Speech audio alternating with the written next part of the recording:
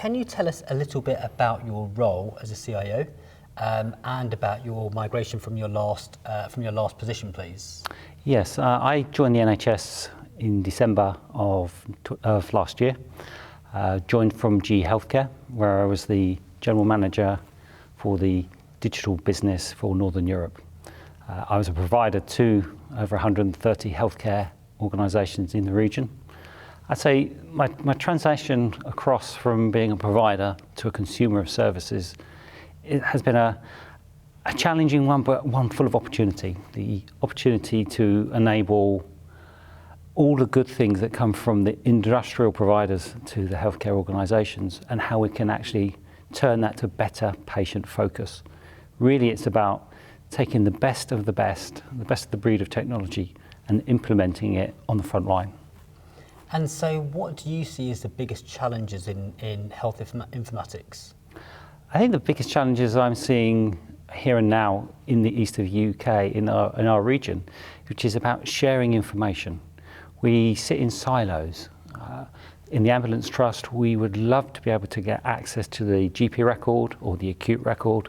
I'll give you an example. We currently turn up on scene under a 999 call, and we are faced with just the here and now information. So what we really need is the ability to have an interoperable platform with the rest of the healthcare providers, such that we can actually look at the long-term conditions, the view about when they last presented at a GP. What would that help us with from our paramedics' use? So for us, it's about making sure we deliver the right care at the right time with the right key information.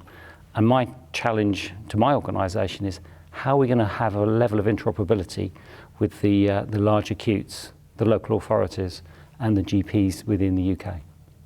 And do you feel as if you're getting enough support from the centre in that aspect?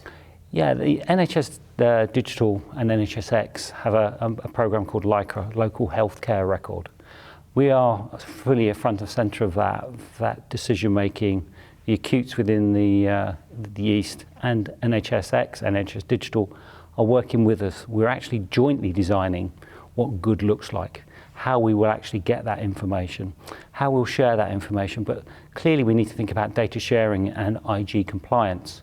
So that's one of the key things that the centre is trying to work with us on, how we take control of that, but also stay within all of the regulations that we need to do from a patient-centric care. Yeah. So technology is clearly driving challenges and opportunities. Can you describe where you think the ambulance service is on this journey?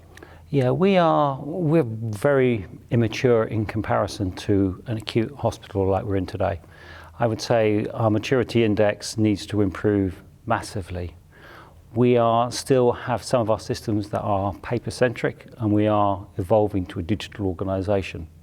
I think the biggest challenge is that we see, which is an adoption to the newer technologies. We've been conceived as a conveying-based organisation where we lift a patient to an A&E department and our job's done. Well, I think the challenge I want to do is be part of that ecosystem from a digital perspective. However, maturity to actually be fully part of an ecosystem that will deliver exemplar care at the point of need. So I think our biggest challenge is to get the rest of the healthcare systems to come together as one organisation, really become a virtual organisation to the outcome. I would say in the East of England, through East of England Accord, the CIOs, the enterprise architects across all of the organisations, across the 19 acutes that we work with in the sector, we've all got one common outcome, which is, how do we make digital work for the patient at the right time and the right place? So finally, just to sort of wrap up, could you just describe what your timeframes are at all, what your goals are over the next sort of 2 to 5 years, let's say? Yeah, as an acute provider into the sector as it sits today, my guide within our organisation is to actually become a paperless organisation by no later than 2023.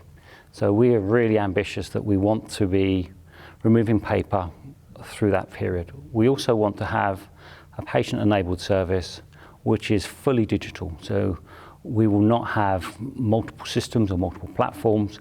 We'll go into a patient-centric portal we'll be able to look at the patient.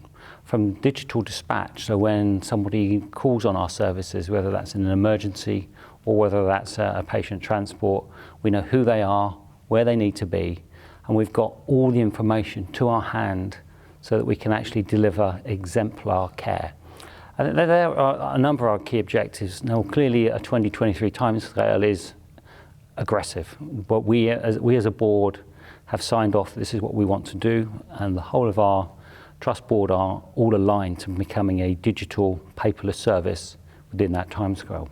We know it's going to take a huge amount of internal transformation. Our teams are already bought in, and we are looking at how we drive that journey forward over the coming months as we solidify our plans and actually lock down to a delivery mode.